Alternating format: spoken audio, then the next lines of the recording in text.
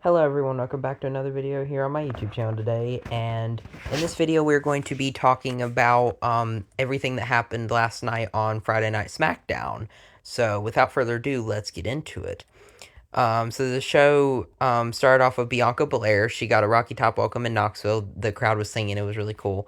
And just talking about how much she really wants to get in the ring, I'm presuming by SummerSlam, because that's, in about a month away from now or so. And she is still not cleared, sadly, because she's got, I think, like a finger injury. Like she has a cast on her hand or whatever. So she is still currently hurt. But I'm hoping for the best for Bianca Belair's future. I hope she gets better soon and gets back in the ring because I love to see her. And then Naomi crashes Bianca Belair's homecoming. Then eventually, you guess it, Jay Cargill comes out and beats up Naomi after that.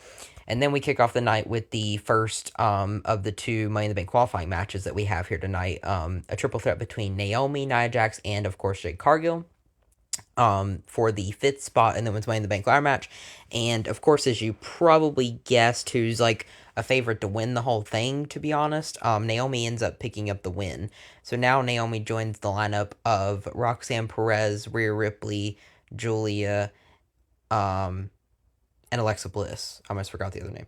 But yeah, she joins them in it now. So now we just have one more person in each qualifying match, which I'll get to the other one later. And then we had R-Truth take on JC Mateo, and as you can guess, that probably didn't last very long. JC Mateo got the win.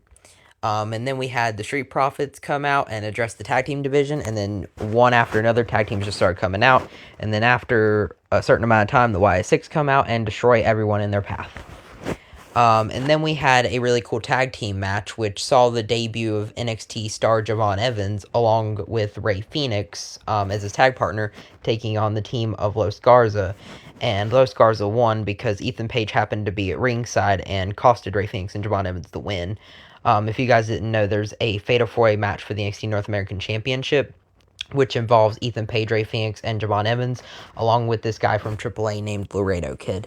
So Ethan Page is currently feuding with them, and that's why he cost them the match. And then we had Zelina Vega, the current Women's United States Champion, take on a member of the Secret Service in Alba Fire, and Zelina Vega got the win.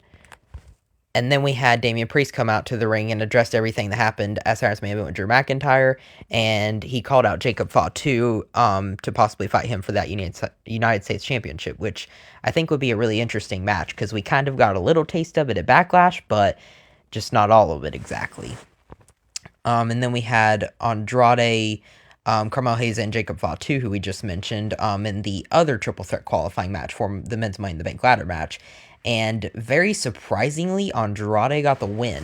I was expecting, like, once the Bloodline distracted Jacob Fatu and cost him, I was expecting Carmelo Hayes to be the one that took advantage, but it actually ended up being Andrade. So, basically, if you didn't see it, Jacob Fatu, like, did his normal moonsault to Andrade, was going to go for the pin, but then Sol Sikoa and JC distracted him, and Jacob Fatu didn't get the pinfall, so, like, he couldn't win the match. And then, out of nowhere, Carmelo Hayes, he rolls him up, or like he rolls him out, and then he gets him out of the ring or something like that. And then Andrade takes advantage with the message and actually pins Carmelo Hayes for the win. I was actually hoping Carmelo Hayes would get the win over Andrade because I feel like Carmelo Hayes needs it more in his career than Andrade does right now, for being honest. Andrade was the last guy expected to win this thing, but he did. So he joined the rest of the lineup of the guys that are in that Men's Money in the Bank ladder match. And like I mentioned earlier, now we just need one more participant in each match. So I'm guessing we'll probably find that out on Monday Night Raw this upcoming week. And then we had the final segment of the night, which was originally just supposed to be a face-off between the current Undisputed WWE Champion John Cena and the former champion Cody Rhodes.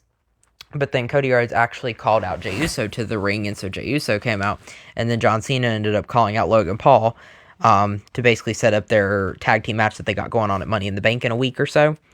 I believe it's a week from tonight.